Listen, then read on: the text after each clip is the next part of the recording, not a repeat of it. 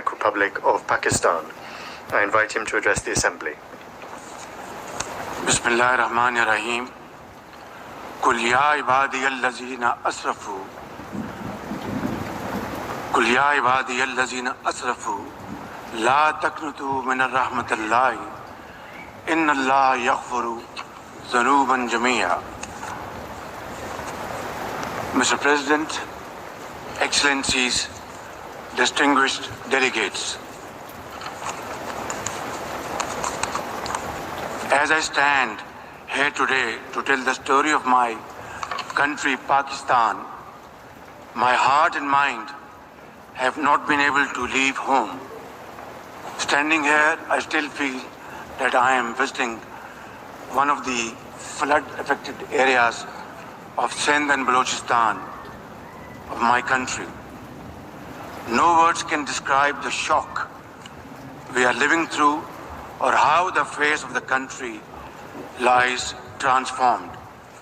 I have come to explain firsthand the scale and magnitude of this climate catastrophe that has pushed 1/3 of my country underwater in a superstorm that no one has seen in one's living memory.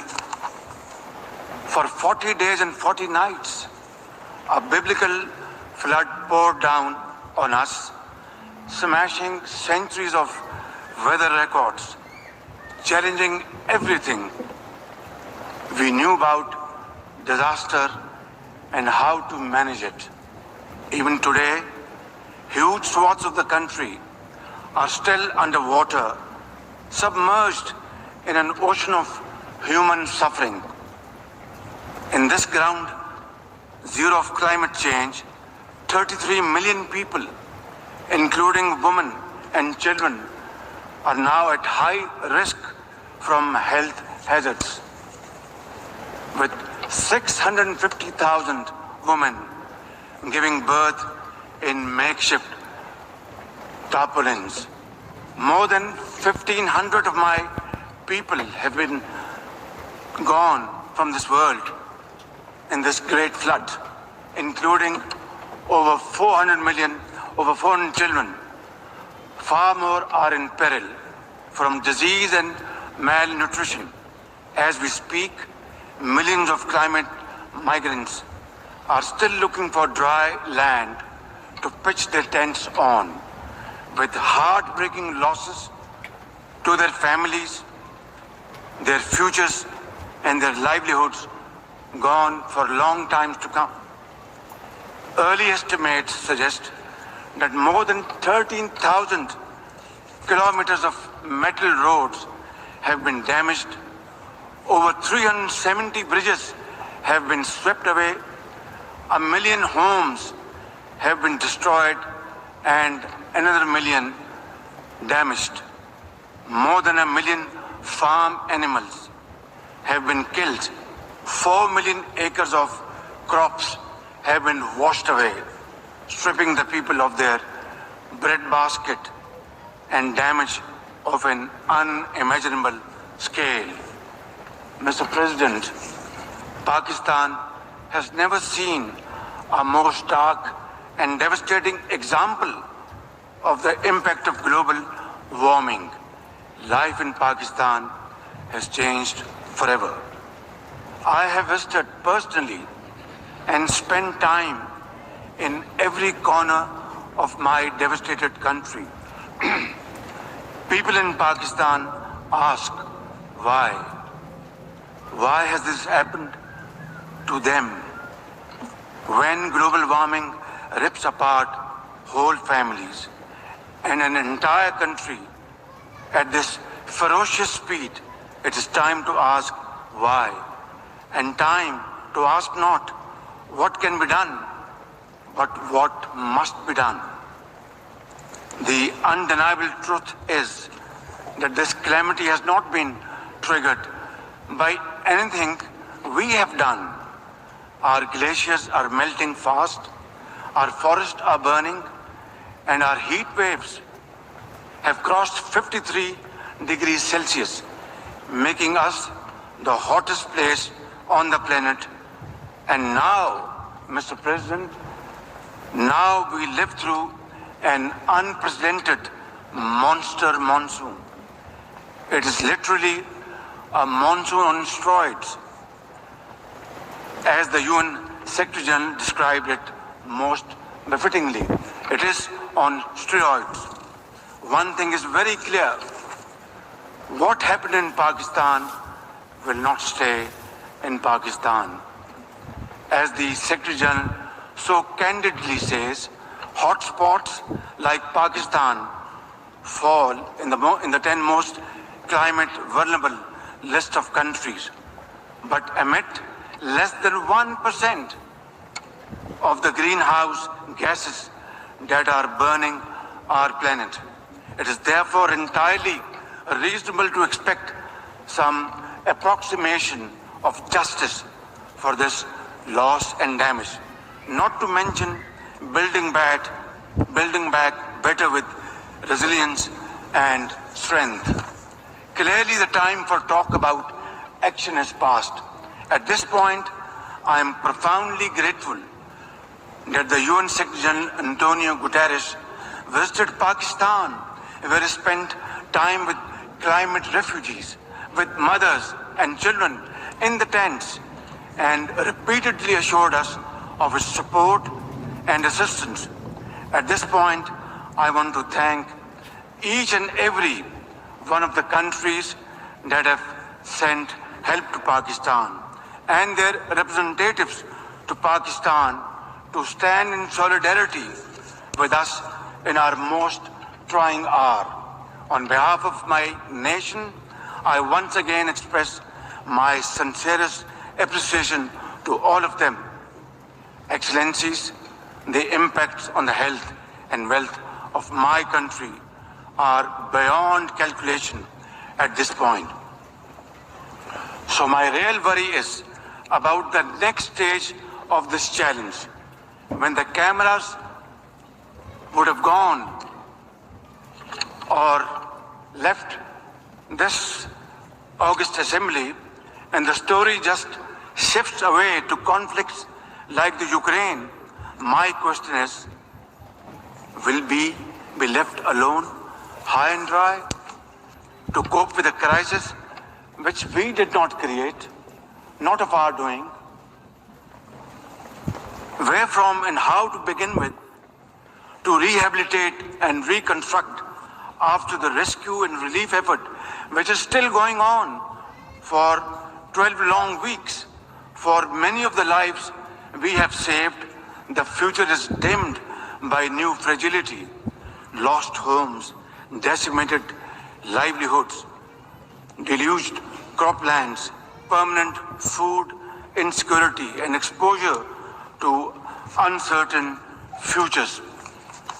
Some 11 million people will be pushed further below the poverty line, while others will drift to cramped urban shelters, leaving little room for climate-smart rebuilding. Mr. President, for now, we have mobilized all available resources at our domain, squeezing resources from left and right towards the national relief effort, and repurposed all budget priorities, including development funds, to the rescue and first order needs of millions, cash transfers to the most affected 4 million women, heads of household, had begun weeks ago via our social security program, the Benazir Income Support Program. It has been established in the name of former late Prime Minister Benazir Bhutto, and her son is our foreign minister today. 70 billion rupees, or almost $300 million from our own pocket, we are spending on this program. But at this point, the gap between our urgent needs and available resources is increasing by the day and amplified by the sheer unprecedented scale of this disaster. our manpower and resources are totally overwhelmed and overstretched. The question to raise here is quite simple. Why are my people paying the price of such high global warming through no fault of ours? We have no contribution in this. Nature has unleashed her fury on Pakistan without looking into at our carbon footprint, which is next to nothing. Our actions did not contribute to this. The dual cost of global inaction and climate injustice are having a crippling effect on both our treasury and our people, right here, right now, over there.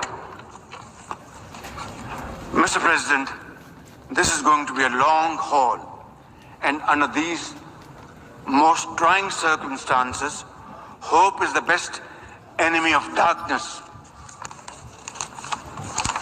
And Pakistanis are known to be exceptionally resilient people.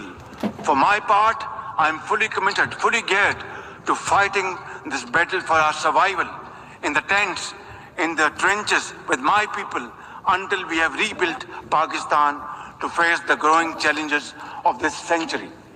It is high time we took a pause from the preoccupations of the 20th century to return to the challenges of the 21st century. The entire definition of national security has changed today, and unless the leaders of the world come together to act and act now on an agreed common agenda, there will be no earth to fight wars over. Nature will be fighting back, and for that, humanity is no match at all. Mr. President,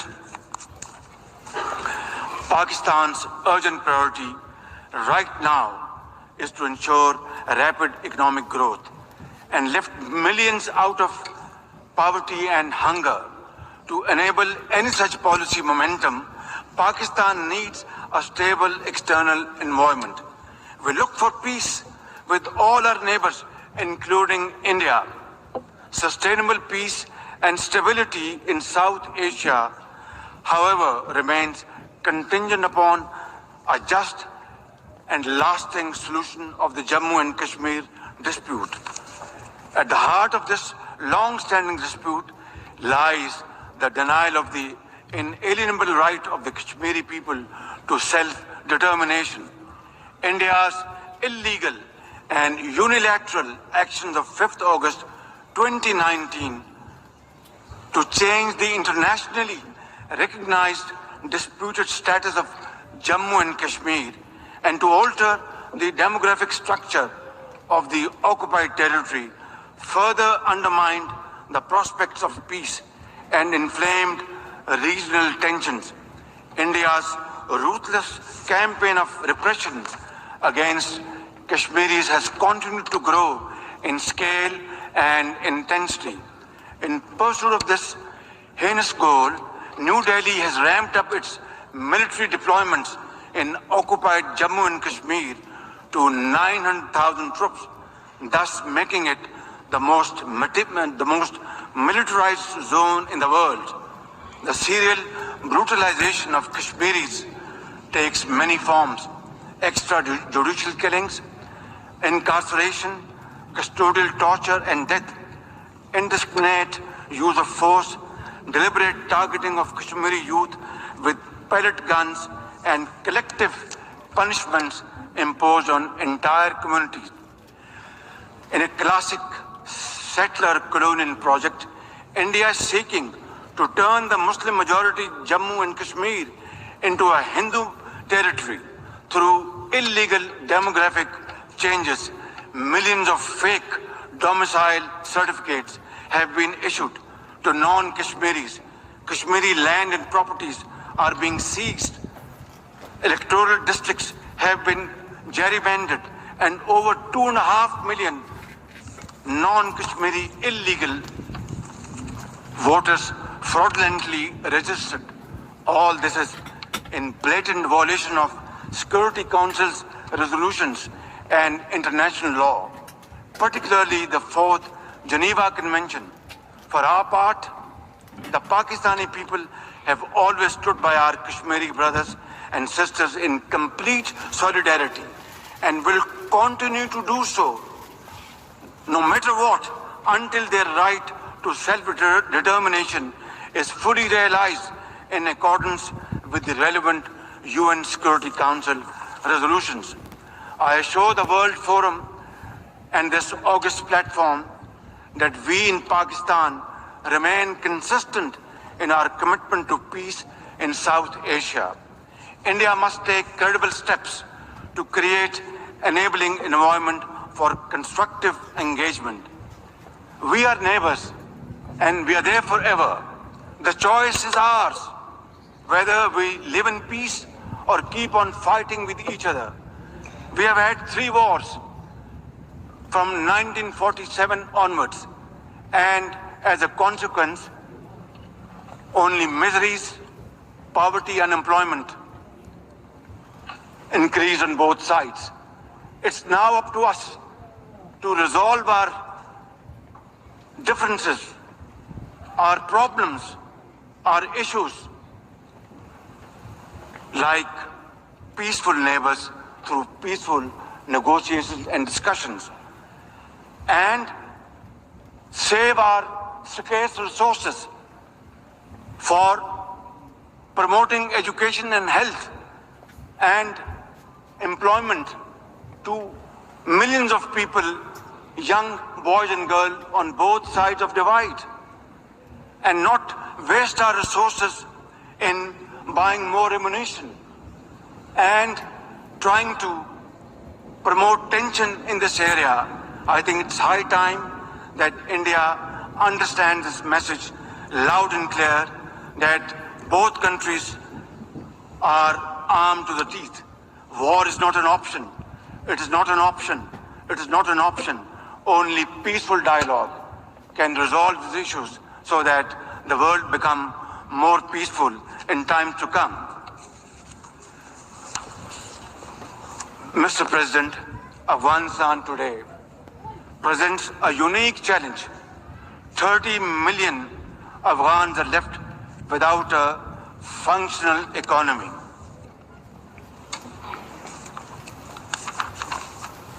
And banking system that allows ordinary Afghans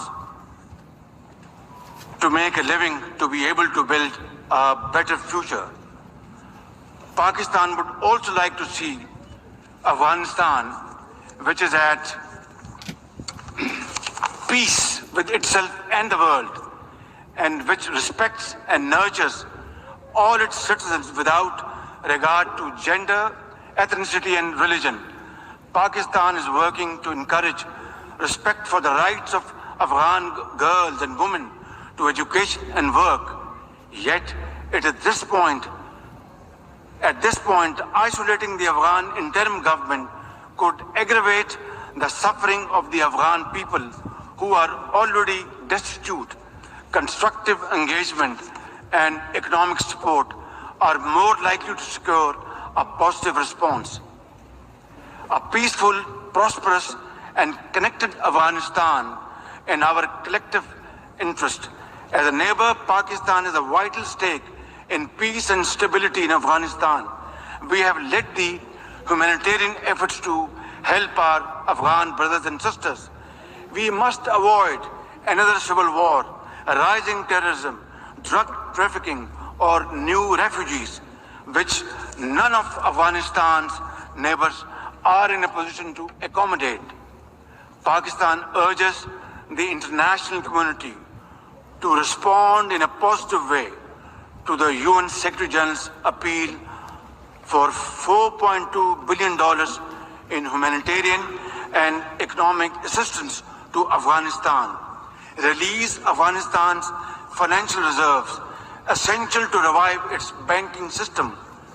Pakistan shares the key concern of the international community regarding the threat posed by the major terrorist groups operating from Afghanistan, especially ISIL-K and Tehreek-e-Taliban Pakistan, as well as Al-Qaeda, ETIM, and IMU. They all need to be dealt with effectively and comprehensively with the support and cooperation of the interim Afghan authorities. In turn, the international community should address Afghanistan's dire humanitarian needs. Mr. President, Pakistan strongly condemns terrorism in all its forms and shades and manifestations.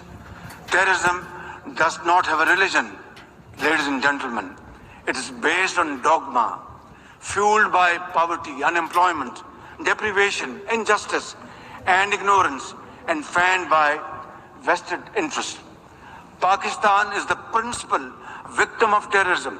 Over the last 2 decades, we have suffered more than 80,000 casualties and over $150 billion in economic losses due to terrorist attack. Our armed forces, with the support of our people, mothers, traders, students, teachers, engineers, doctors, have broken the back of terrorism within Pakistan, yet we continue to suffer terrorist attacks from across our borders, sponsored and financed by our regional adversary. We are determined to defeat such cross-border terrorism. And I must say loud and clear that the amount of sacrifices Pakistan has made to defeat terrorism over the period of time has been unprecedented in the contemporary history of Pakistan. I tell often to my friends, if you see somebody, a mother or a child or a boy limping on the streets of Pakistan, maybe he was a victim of terrorists years back. That is the kind of sacrifice Pakistan has paid. Our generals, our soldiers, our doctors, mothers, teachers, students, and traders, they all paid their lives for Pakistan's well-being and defeated terrorism. And this peace which was restored back in Pakistan after great sacrifices is not only for Pakistan, it is a peace for global countries and global community. And we are very proud of it. And this is the biggest manifestation of our commitment, our concern, and our continued efforts to defeat terrorism wherever it is. Mr. President, Islamophobia is a global phenomenon. Since 9/11, suspicion and fear of Muslims and discrimination against them have escalated to epidemic proportions. The officially sponsored campaign of oppression against India's over 200 million Muslims is the worst manifestation of Islamophobia. They are subjected to discriminatory laws and policies, hijab bans, attacks on mosques, and lynchings by Hindu mobs. I am particularly concerned by the calls for genocide against India's Muslims by some extremist groups. Earlier this year, this assembly adopted a landmark resolution introduced by Pakistan on behalf of the OIC, designating 15th March as the International Day to combat Islamophobia. It's my sincere and ardent hope that this should lead to concrete measures by the UN and member states to combat Islamophobia and promote interfaith harmony. Mr. President, Pakistan is deeply concerned by the numerous conflicts across the Middle East, including in Syria and Yemen. We support all possible efforts to promote their peaceful resolutions.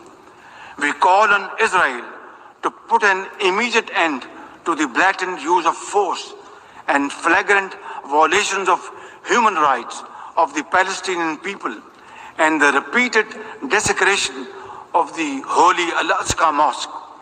The only just, comprehensive, and lasting solution of the Palestinian question is the acceptance of a viable, independent, and contiguous Palestinian state with the pre-1967 borders and Al-Quds Al-Sharif as its capital.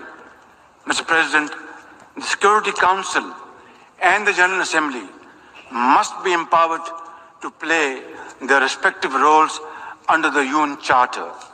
The Security Council must be expanded by adding 11 new non-permanent members to make it more representative, democratic, transparent, effective, and accountable. Adding new permanent members will paralyze the Council's decision-making, enlarge its representational deficit, and create new centers of privilege in violation of principle of sovereign equality of member states. The nations of the world must step back from the precipice. We must restore peace in Europe, avoid a war in Asia, and resolve festering conflicts across the world. We must revive the vision which created the United Nations, a vision which is often blurred by national interest and hegemonic designs. Pakistan is a partner for peace. But, Mr. President, peace can only be ensured and guaranteed when rights of communities who have been suffering over decades and subjugated over decades get their freedom, earn their freedom, and are respected. In this behalf, before I conclude, Mr. President, I would once again repeat at the cost of repetition that we want to have peace with India, but long-lasting, enduring peace can only be ensured and guaranteed through a just and fair solution of Kashmir, providing rights to the people of Kashmir under UN Charter, according to Security Council resolutions, the right of self-determination, and I will be most forthcoming to sit down then and talk to our Indian counterparts to pave the way forward for future so that our generations do not suffer, so that we spend our resources on mitigating miseries, on building structures to face these floods and outbursts of clouds. We are developing societies. We don't have unlimited resources.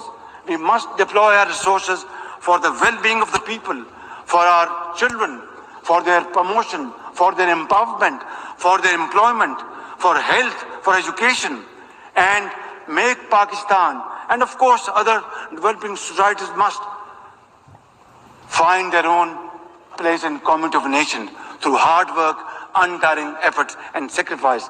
That is the only way forward. Therefore, we will work with all those committed to the United Charter's principles to restore the vision which created the United Nations and to equip this organization with the capacity to preserve global peace and promote universal prosperity. I thank you.